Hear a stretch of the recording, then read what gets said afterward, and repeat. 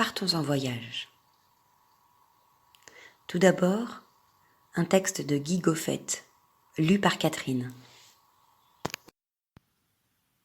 Au fond, les vrais voyages sont immobiles, immobiles et infinis, solitaires, silencieux. Souvent, ils commencent dans une chambre où l'on est enfermé parce qu'il pleut ou parce qu'on est malade, obligé de garder le lit.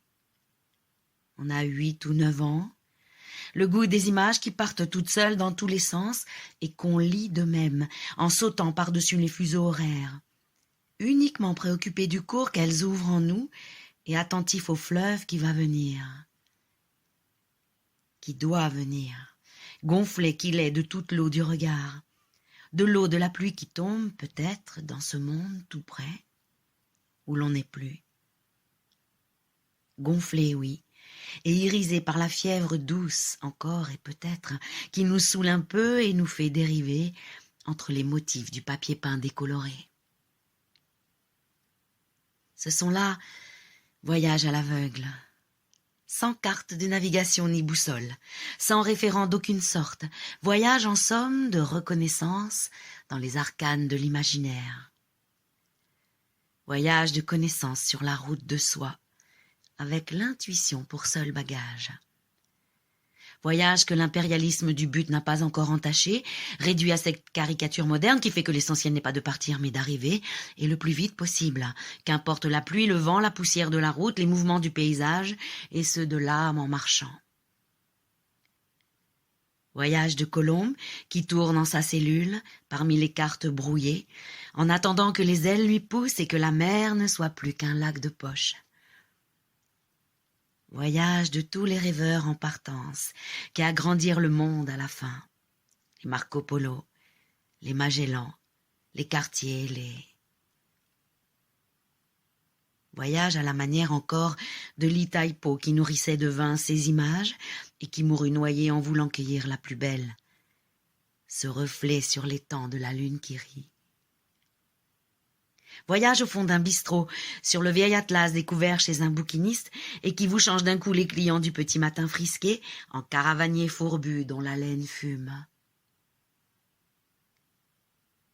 Voyage du cancre sur la carte murale où les pays d'hier disparaissent l'un après l'autre, comme ces fleuves dans le désert qui se perdent et qu'on retrouve un jour dans les yeux délavés d'un nomade. Tandis que les futurs cadres annonnent sans faiblir, qui s'en iront plus tard d'un bond par-dessus les nuages, ennuyer l'été sur une plage à la mode ou faire la Tasmanie au pas de course, sur un parcours fléché comme un rallye dominical. Voyage avec les poètes, enfin, qui tiennent à merci l'horizon au bout d'un verre et déboutonnent les confins comme une chemise de papier. Le Ségalen de Stel et le Rimbaud d'Aden, Sandrard en son transsibérien. Ainsi, pour l'enfant de toujours dans sa chambre, qu'il ait 8 ou 98 ans, l'aventureuse saison des images n'en finit pas d'ouvrir des chemins neufs, de déployer des ciels changeants. Depuis belle lurette, le feu s'est éteint et la nuit est tombée sur l'hiver.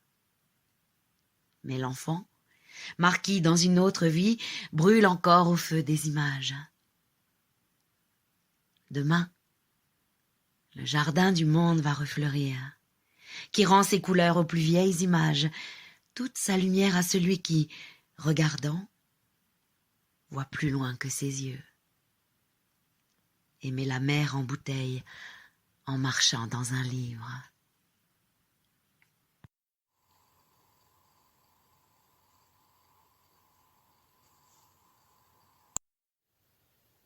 William Chapman nous emmène voir une aurore boréale. Un poème lu par Hélène. La nuit d'hiver étend son aile diaphane sur l'immobilité morne de la savane, qui regarde monter, dans le recueillement, la lune à l'horizon comme un saint sacrement. L'azur du ciel est vif, et chaque étoile blonde brille à travers les fûts de la forêt profonde. La rafale se tait, et les sapins glacés, comme des spectres blancs, penchent leurs fronts lassés sous le poids de la neige étincelant dans l'ombre. La savane s'endort dans sa majesté sombre, pleine du saint émoi qui vient du firmament. Dans l'espace, nul bruit ne trouble un seul moment le transparent sommeil des gigantesques arbres dont les troncs, sous le givre, ont la pâleur des marbres.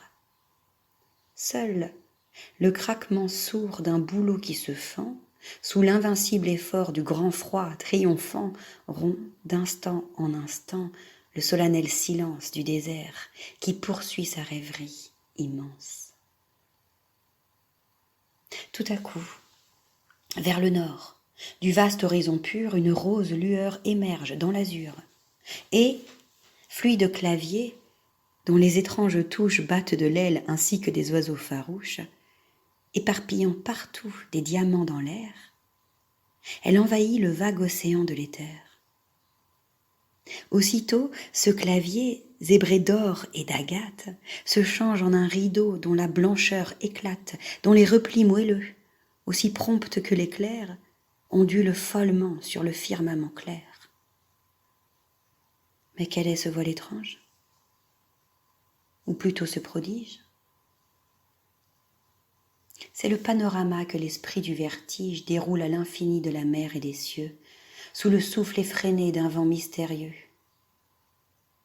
Dans un écroulement d'ombre et de lumière, le voile se déchire, et de larges rivières de perles et d'onyx roulent dans le ciel bleu, et leurs flots, tout hachés de volutes de feu, s'écrasent, et trouant les archipels d'opale, déferlent par-dessus une montagne pâle de nuages, pareils à des vaisseaux ancrés dans les immensités des golfes éthérés.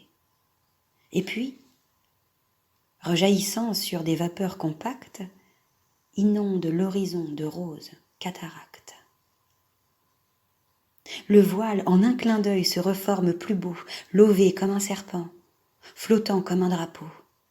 Plus rapide 100 fois qu'un jet pyrotechnique, il fait en pétillant un sabbat fantastique et met en mouvement des milliers de soleils à travers des brouillards transparents et vermeils, comme cristallisés dans la plaine éthérée.